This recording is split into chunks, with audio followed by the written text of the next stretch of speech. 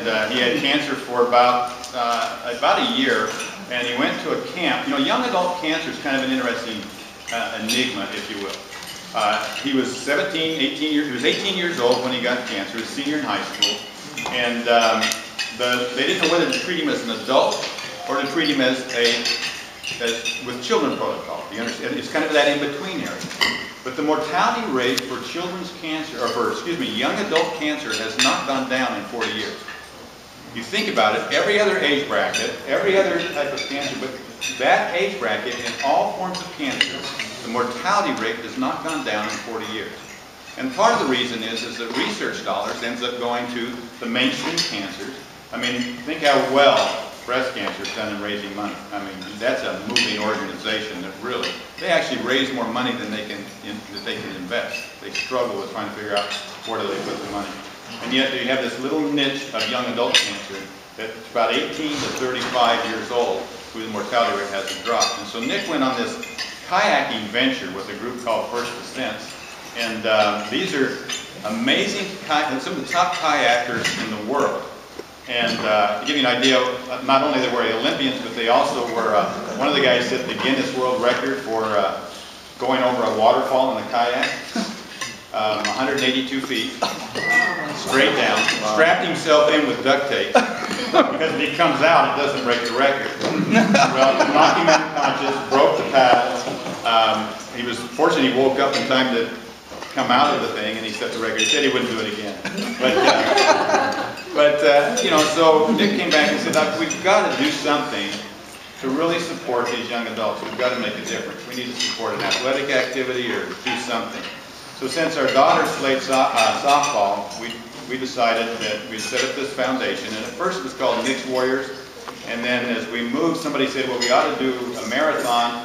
And so we helped sponsor a marathon in Nashville, Tennessee. And we realized that half the people that run these marathons are wacky.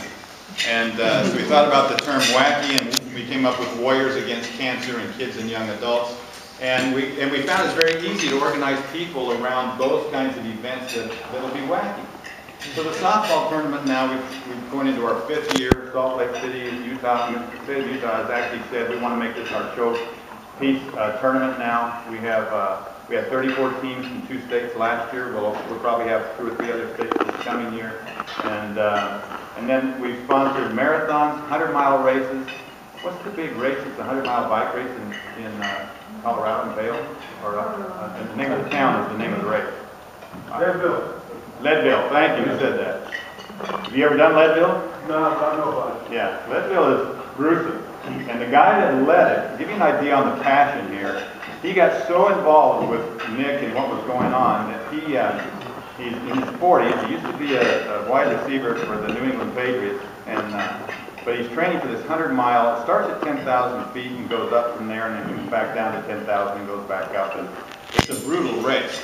2 weeks before, he fell off his bike going down a hill, broke his arm, his shoulder, his wrist, cracked his ribs, and he still competed.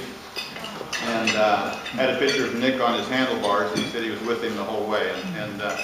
So we're finding wacky people all around, and that's a good thing. And we've actually co-sponsored a number of events where they said, you know, we think if we co-sponsored with Wacky, we could raise more money because there's enough people out there that want to dress crazy and be wacky. And so we tested that. We just did a triathlon in Florida, and they more than doubled the amount of money they raised last year because they all decided to be wacky. So this is for the U.S. soccer team, and and we developed a line of clothing now that we're just announcing coming out with called Wacky Warriors, and we have a golf line and different things that says I'm wacky,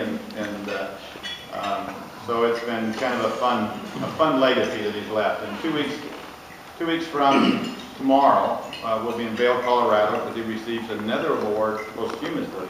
In 2010, he got an award from ABC for the person who gave the most back to his community in 2010. PBS did a special on him that aired this last September and went national, and so we're really proud of him. It's been a real good legacy.